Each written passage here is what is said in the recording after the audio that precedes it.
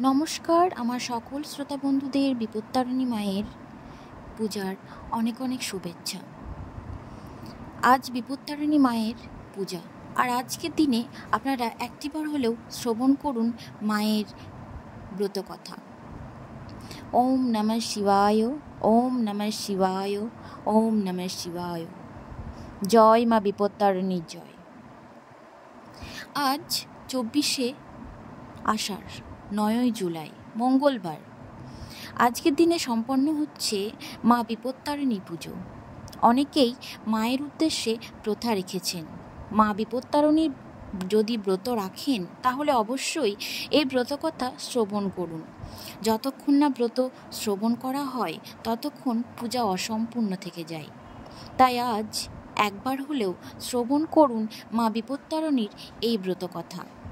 যদি আপনি কোনো কারণে ব্রত না করতে পারেন তাহলে আপনি আজকের দিনে অন্তত একটিবার শ্রবণ করুন। মায়ের কৃপায় আপনার এবং আপনার পরিবারের মঙ্গল হবে। আজ অর্থাৎ মঙ্গলবার যদি এই পূজা করতে না পারেন তাহলে আপনি শনিবার দিন এই পূজা করতে পারবেন। আশা করছি আপনাদের ভালো লাগবে। শুরু করছি মা বিপত্তারিণী মায়ের ব্রতকথা। ওম নমঃ সর্বমঙ্গলে মঙ্গলে শিবে সর্বত্র সাধিকে শরণ্যে ত্র্যম্বকে গৌরী নারায়ণে নমস্তুতে। জয় মা বিপত্তারিণীর জয়। পুরাকালে নারদ ঋষি বেড়াতে বেড়াতে একদিন কৈলাসে এসে উপস্থিত হলেন। সেখানে শিব ও দুর্গাকে প্রণাম করে ঋষি জিজ্ঞাসা করলেন, হে প্রভু, আপনি তো মঙ্গলময় আর সব রকম মঙ্গলের কারণ। বলুন তো, কি করলে মানুষ সমস্ত রকম বিপদ থেকে রক্ষা পেতে পারে? নারদের কথা শুনে মহাদেব বললেন, যে স্ত্রীলোক বিপত্তারিণী ব্রত করে সে সমস্ত বিপদ থেকেই উদ্ধার পায়। নারদ জিজ্ঞাসা করলেন, পূর্বেই এই ব্রতকে কে করেছিলেন? তার নিয়মই বা কী এবং এর ফল কি? অনুগ্রহ করে আমাকে একটু বলুন।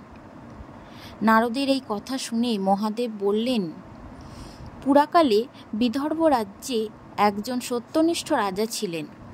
তার স্ত্রী রানী ছিলেন ভক্তিমতী এবং যথেষ্ট গুণ সম্পন্না। ঘটনাচক্রে এক মুচিনির সঙ্গে তিনি সই অর্থাৎ বন্ধুত্ব পাতিয়েছিলেন। মুচিনিকে তিনি নানান রকম ফল এবং খাদ্যদ্রব্য উপহার দিতেন। মুচিনি খুব গরিব ছিলেন, তবু তার খুব ইচ্ছা রানীকে কিছু দেওয়ার। রানী রোজই বলেন, একদিন তোমার কাছ থেকে চেয়ে নেব, কিন্তু চাওয়া আর হয় না। হঠাৎ একদিন রানী বললেন, তোমরা তো গোমাংস রান্না করো, একদিন নিয়ে এসো, দেখবো কী রকম হয়। মুচিনির রানীর কথা শুনে খুব খুশি হলো। খুব যত্ন সহকারে গোমাংস রাঁধল। তারপর কাপড় চাপা দিয়ে রাজবাড়িতে এনে রানীকে বলল, এই যে রানীমা, দেখুন গোমাংস এনেছি। রানী সেই গোমাংস ঢাকা দিয়ে নিজের ঘরে লুকিয়ে রাখলেন। একদিকে মুচিনির গোমাংস আনা রাজবাড়িতে আনা এক চাকর তা দেখে ফেলে এবং তা দেখতে পেয়ে রাজাকে গিয়ে বলে দেয়। আর রাজাকে গিয়ে বলতেই রাজা রানীকে জিজ্ঞাসা করে, মুচিনি তোমাকে কি দিয়ে গেছে গো? রাজা রেগে গিয়ে বলে, রানীকে তা দেখতে বলল। রানী কাঁদতে কাঁদতে বলল, আমার ঘরে নানান রকম ফুল ফল আছে প্রভু।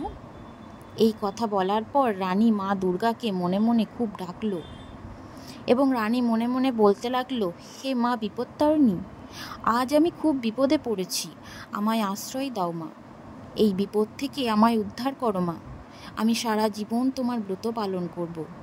রানীর প্রার্থনায় সন্তুষ্ট হয়ে দেবী অভয় দিয়ে বললেন, তোমার ডাকে আমি সন্তুষ্ট হয়েছি, তোমার ঘরে যা ছিল তা এখন ফলমূলে পরিণত হয়েছে, তুমি এখন সেগুলো রাজাকে গিয়ে দেখাও, রাজা খুবই সন্তুষ্ট হবেন।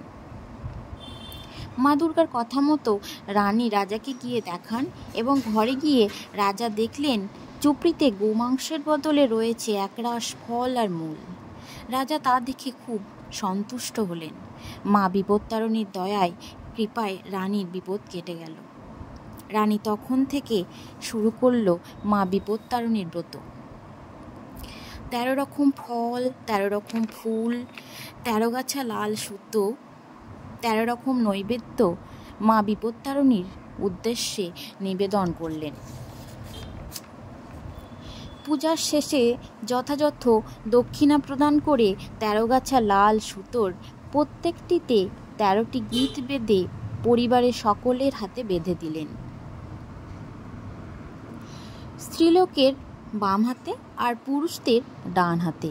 এইভাবে বিপত্তারিণী ব্রতের কথা চারিদিকে ছড়িয়ে পড়ল।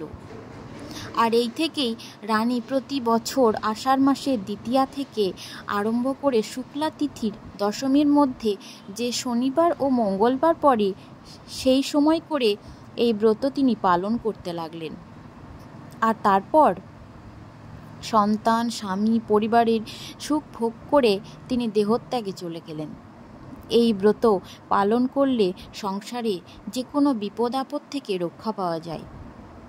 মা বিপত্তারিণী সকল বিপদ থেকে তাকে রক্ষা করেন। এবার আমি তোমাদের শোনাবো মা বিপত্তারিণীর ব্রত কথা। মার্কেন্ডেয় মুনি বিরচিত বিপত্তারিণীর ব্রত কথায় লিখিত আছে যে আষাঢ়স্য শীতে পক্ষে দ্বিতীয়া পরং মুনে পূর্বং দশমস্তন্যধে শনি ভৌম দিনে তথা। অর্থাৎ আষাঢ়ের শুক্লা তৃতীয়া হইতে নবমী তিথির মধ্যে যে দিন শনি বা মঙ্গলবার পড়িবে সেই দিনই ঘট স্থাপনা করিয়া বিপত্তারিণী পূজা ও ব্রত হইবে। তবে এবার জেনে নিই এই ব্রতের নিয়ম কি। এই ব্রত যে বা যিনি রাখবেন তাকে অবশ্যই পূর্ব দিকে বসে নিরামিষ ভোজন করতে হবে এবং সংযম করিয়া ব্রতের দিন প্রাতকৃত্যাদি সমপানন্দে স্বস্তিবাচন করাত সংকল্প করিবেন। আর তারপর মানস পূজা, বিশেষার্ঘ্য স্থাপনাদি করিয়া দশোপচারে দেবীর পূজা করিবেন। এই ছিল আজকের আমার বিপত্তারিণী পূজার ব্রতকথা এবং পূজার নিয়ম। বন্ধুরা, তোমাদের যদি ভালো লেগে থাকে ভিডিওটি অবশ্যই একটি লাইক দিও। আর তোমরা যদি নতুন বন্ধু হয়ে থাকো অবশ্যই সাবস্ক্রাইব করে পাশের বেল বাটনটি প্রেস করে দিও। আমার চ্যানেলে এরকম আরও নতুন নতুন ভিডিও পেতে তোমরা অবশ্যই আমার পাশে থেকো। আর অবশ্যই কিন্তু কমেন্টে লিখে যেও জয় মা বিপত্তারিণীর জয়। বন্ধুরা, আজ আমি এই পর্যন্তই। আবারও দেখা হচ্ছে তোমাদের সাথে কোনো একটা ভিডিও নিয়ে।